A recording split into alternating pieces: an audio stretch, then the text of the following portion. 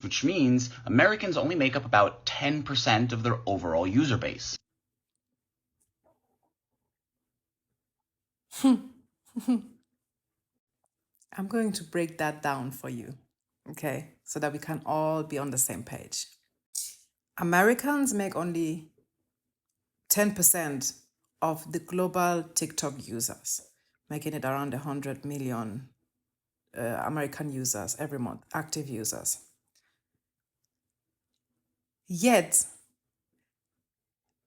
Americans, specifically Black Americans, carried literally 95% of any trend that ever went viral globally on this app. In my personal opinion, this whole TikTok ban in the US is yet another way to silence Black people, brown people, people of color, indigenous people, because over the course of the last months, TikTok has been one of the number one sources when it came to calling for boycotts of companies that then lost billions of dollars because of global boycotts that were also made viral over TikTok. So to me, the whole false narrative, blah, blah, because like the video I staged rightfully said, Facebook, there's nobody that is on Facebook or has ever at any point in their life been on Facebook that has not at least gotten one fake news from Facebook. Facebook should be called fake book because the news and fake news circulating on fake book are beyond anything reasonable. TikTok could never.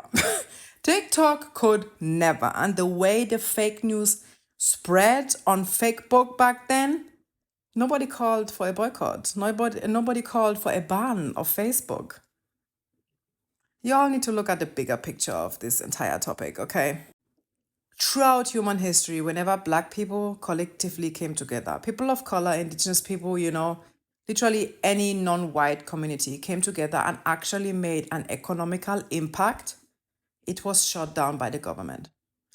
Every single time. This is not an exception. It's not an exception. And it has nothing to do with fake news. Let's be so for real. It has nothing to do with that. It is silencing communities. It is silencing activism. It is silencing anti-genocide posts.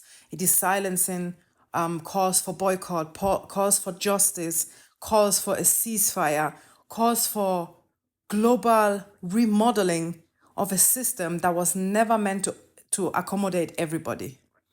It is an impressively powerful tool to make us come together and move things globally. Because those last few months, those companies that have lost billions, we got them on their ass, So this is a lot deeper than some fake news. Please. The White House itself is a fake news. I beg your pardon? It's not about that.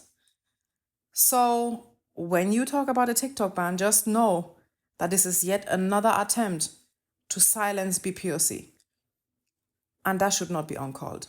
It should never go uncalled. Let's not even forget that in the past, countless large creators on this app have called out to the world about how they are being suppressed, how the algorithm is not algorithming for them, how they are being taken off the For You page when they said controversial, aka truthful things that hurt feelings. I don't know. It's like I said, this is a lot more than that.